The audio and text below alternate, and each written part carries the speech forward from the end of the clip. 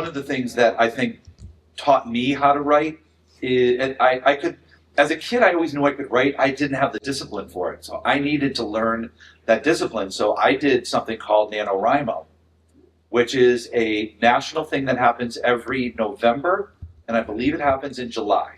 And what this does is November 1st, you commit to writing 50,000 words of a book or like a manuscript. And what happens is every day you have to write 2,000 to 3,000 words every single day. Now what that makes you do is not go back and change things, because it's not the same words over again. You have to start here and get all the way to the end. My first book I did because of NaNoWriMo. I did it and I finished it. I got to like 46,000 words, but it was like, oh my gosh, I actually got something done. And it taught me not to do that. So for you guys, anything with writer's block or any of that process? I was a newspaper reporter first before I did anything else. So deadlines, like if you don't hit your deadline, you don't have a newspaper. So that was that. But the best advice I ever got was from my first editor, who he doesn't even look back at me. He's just typing. He goes, "Done is good." And what is done is good, and next time you can be better. And if I've learned anything about publishing, is everybody has an idea. Everybody has a book they want to write. But if you can finish a mediocre first draft, you're 1,000 miles ahead of everybody else that wants to do it. And done is good, and you can fix things, and you can go back, and you can review, and you can revise, and you can perfect. But if you can get a draft done, you are so far ahead of everybody else, because there is that tendency to go, oh wait, I got to go back and fix this. Oh wait, I got to go back and change this one detail. Hammer it out, get a draft done, and you'll be so far ahead of. I know we said we're not actually in competition, but there is other people competing you're competing for eyeballs. And if you can actually finish it, you will actually have a chance to let those eyeballs see your book. And I've got that hang over my neck. Done is good, and that is the best advice I can give anybody. Is just finish a draft, and don't be afraid for it to suck, because it probably won't. Something I've learned is I will hit a chapter and I hate this chapter. I don't want to write it, and I'll just write it out. Mediocre, do it the best I can, and when the draft comes, when I'm in the editing stage, I can't find the one I hated. So it's probably not as bad as you think it is. I can never find the one that was giving me trouble. So have confidence that in yourself, because because done is good. Get a draft out the door. Okay. And Blake does. Oh, I'm sorry. Go ahead. I saw on your site. I was just looking at it just now. I saw it before. You have on your site. If you see a pirated version of my book, I actually stole that from. No, never has. But it's a way to. I actually am not the one to originate that. That was a big thing for a little while, because actually, if you are ever published, you will be pirated. I just wanted to go back to it. It never, not a single time, and that's okay. I don't know if it's as bad in comics, but in publishing, the minute your book gets out there in digital format, whether you're in Ingram or you're in Kindle or whatever, someone's going to upload it. I used to find copies of my book on YouTube.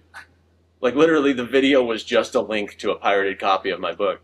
I had, an absolute meltdown with my publisher, why are people stealing my book? We need to do a takedown notice. And he says, we can send a takedown notice. And in 2 days, they'll change the name of the user who uploaded it by 2 digits at the end, and they'll just do it again.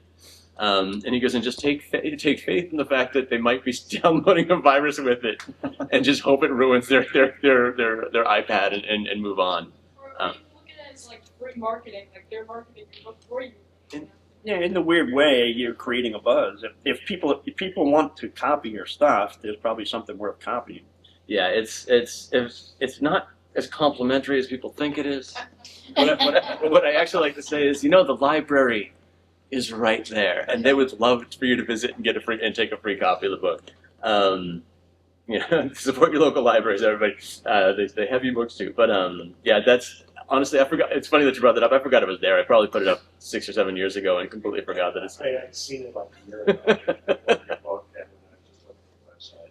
That's not a single time. I have had people admit I downloaded your book, but I'm here to buy a physical copy. I'm like, oh, cool. That's That's the best possible outcome is if they like it enough to go buy a copy instead of liking it enough to tell their friends to also download a pirated copy. So. When you were talking about the website, I got panicky because I was like, oh God, is he talking about mine? But it wasn't my website, it's my Facebook page. Underneath everything, it has your name and all that, and you have your little quote or whatever it is. My quote is, my least favorite part of being a writer is writing a book. Because I hate the process. I love when I'm going. I love, like, when you get going, like the project I'm working on right now. Do we have any Megadeth fans here? Any music fans? So I'm working with Chris Poland, who was the original guitar player in Megadeth. And we're working on his autobiography. Well, it's his biography. And I'm having a blast writing this because this is the book I've wanted to read since like 1988. So I get to write that, but it's like my favorite part is being done. I love being done with a book. I love having it. And then knowing that Vin, who left, Vin is going to be editing it. And then when he's done, it's going to go to Blake. And Blake is going to do stuff and get it looking all nice. Like he's going to do stuff. Like, Talk about not knowing what the other people do. Yeah. So with the Black Sabbath book, I got my first copy of the proof, and this was written, again, my first time working with a real publisher. So I was not ready for this like 6-7 month wait of editing, putting things together. I'm used to doing it myself and it coming out like I did it myself. So I got the book and I was like, oh my gosh, this is amazing. And I'm flipping through it, and I called Blake. I go, Blake, you did an amazing job. And I read something and saw the fonts on all the headers of each chapter looked different. All the fonts were different. And I'm like, what happened? What is wrong? And we talked about it. He's like, so did you like how it looked? Did you like what I did? I'm like, yeah. Why are the fonts different? Like, why are the headers different? He goes, you don't notice what it is? And I go, yeah, I notice it's different. He goes, no, it's the font for every album, because every chapter is an album. So he took the font of each album and made that the header. And I'm like, oh yeah, I noticed that. And I'm like, I didn't notice it until I already was like starting to cry about it. And getting the support, like Vin, so the cover, Vin did not like the picture that our friend Andrew, who's right next to us, he wasn't enamored by it. And I was like, no, I got to have it. This is what I want. This is what I'm thinking. And then Blake saw the cover. He's like, oh my God, that's great. Let's do this and do this. And so you sometimes have to fight for what you want, even if it's your best friend and your brother. You still got to fight for what you want. And when you have that partner like Blake, and when I did this book, I mean, Blake swore when he saw the cover. Like, it was like, holy blank, who did that? Because it's freaking awesome. It is a gorgeous cover. So much so he reached out to the artist to maybe do some work, down the road with him. But having those partners and listening, trusting the judgment of other people, because you have your vision, but your vision might not always be the right vision. Anything? I mean, partners. Like, one of my favorite stories about Walt Disney and the way he wrote movies is that you probably know he didn't, but the writer didn't write it either. It was a team. And that's how they end up becoming such classic stories. Yeah. Not that I'm saying you should, get a partner to write your story with you, but I think more importantly, don't waste your time on stuff that's not in your wheelhouse. It's so much easier to get somebody to do that other stuff. And you still get to direct them. But I mentioned I went to School of Visual Arts. Like, I went there on scholarship, and I'm an award-winning graphic designer, for real. Yes. But I hired a graphic designer to make the logo on my last. Why? Because I'm doing other stuff. Like, you have to. What is your time worth, and where's your talent? Okay. Just like a couple of quick questions. So, first question is: when you're writing, do you have like an outline or storyboard in terms of like or are you just kind of writing and kind of figuring out as you go along? And then the other question is, like I think about like a J.K. Rowling or a Reardon at the series of books. What's the commonality in terms of that kind of formula that is that thing that just hits me?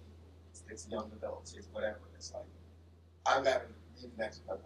I've talked to Matthew a lot, so I think I kind of know what he said. Like, I love this series, I've never seen the book, so Nice. Curious your thoughts.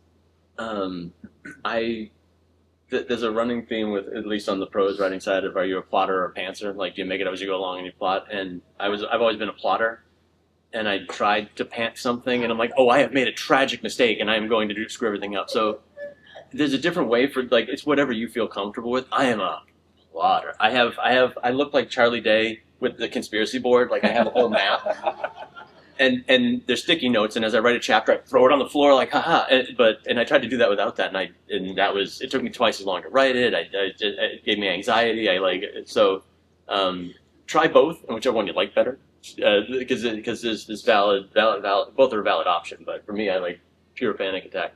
For the series, I wrote the first book not knowing I was going to get a second contract, and I think that's the best way to look at it, especially in this day and age.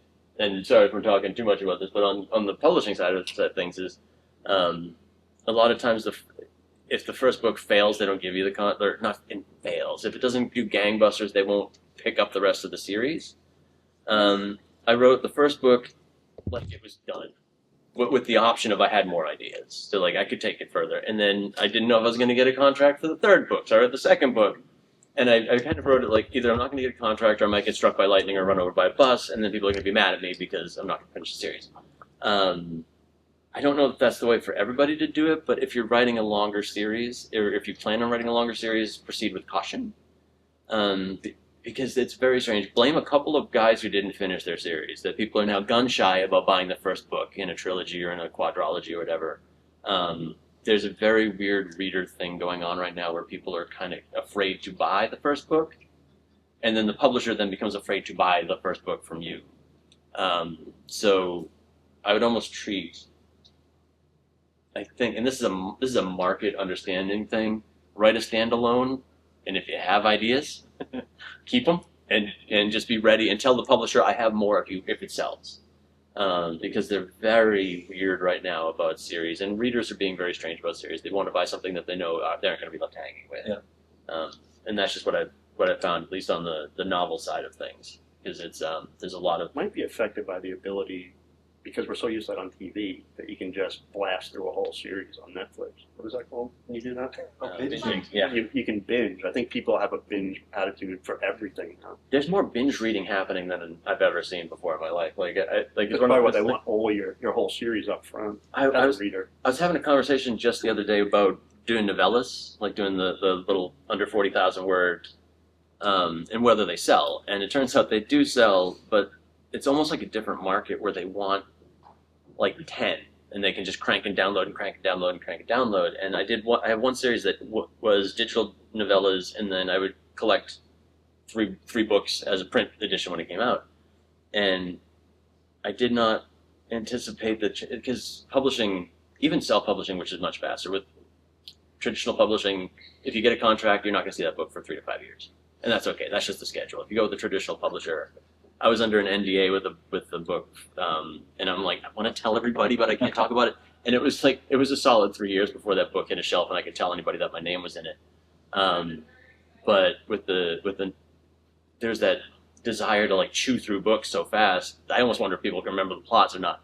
But so the binge reading is it's kind of a subculture, and you can play into it. And actually, some of the people that I know that are making the best money in publishing, they write a quick 25,000 word novella every month, and I'm like, with what?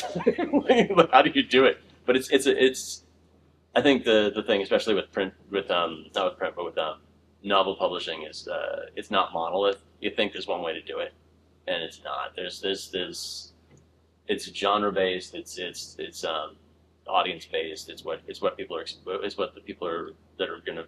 It's finding who likes that type of book and understanding how to write for them. Like a fantasy novel series is probably like, I might not see another book for 2 years. That's okay. Then at year 3, they start getting anxious and they start calling the author names online. So, I know you had a question? I have a question about titles, in part because that ties into marketing in some ways, and how you catch that. In part, and also Sea Monkey, Monkey See, Sea Monkey is a very sticky title. You know, how are you coming up with titles, do you have a story about a point where you by changing the title, it changed the trajectory of where your book wound up? So as a self-published book, the original Monkey See, Sea Monkey, it was Monkey See, SEA Monkey, the toys, like those little brine shrimp that you would get. You get them in a comic book, put them in water, they grow. and then they die. I mean, that was it.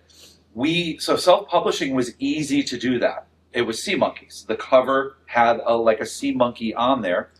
When I went over and started working with Monarch, Vin, the publisher, was like, "You got to redo that book, but we don't own the rights to Sea Monkey, so you got to change it."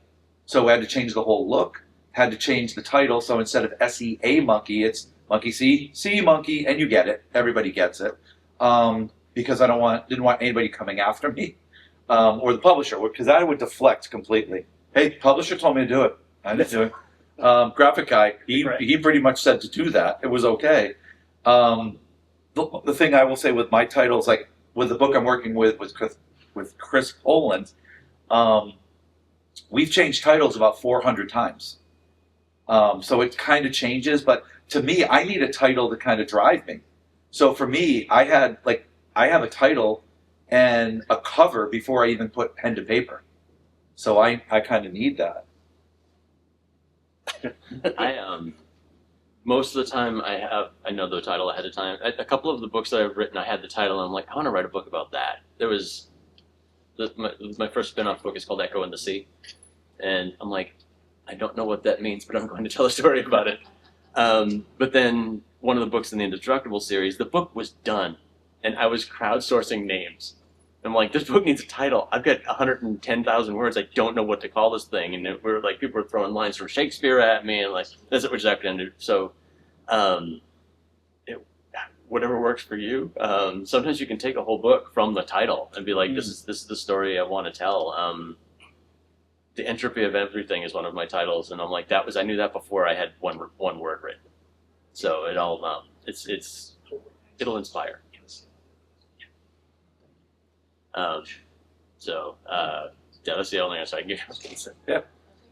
So we are out of time, and we want to thank everybody for coming up. But again, where are you at? Where's your I'm panel? at D8. I'm right on the border between the artists and the toys. So if you find that middle row, I'm right there. And then D8. we all are where Vin was saying, but if you walk through this main hall before you get to the main room to go in, we're the last 3 tables. So you can see us, you'll see our banners up on the heating, air conditioning units. And if you have any more questions, please come by, because that's why we're here. So thank you guys. Hey, so